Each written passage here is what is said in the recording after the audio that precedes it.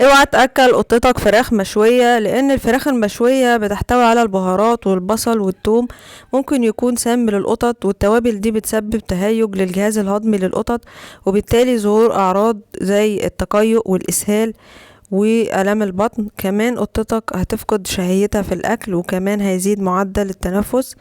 يلا شير لصاحبك اللي بيربي قطط، واكل القطط يكون مسلوق بس بدون بهارات وبدون ملح.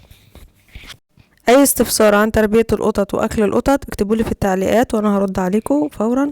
كان معاكم دكتورة خلود رزق.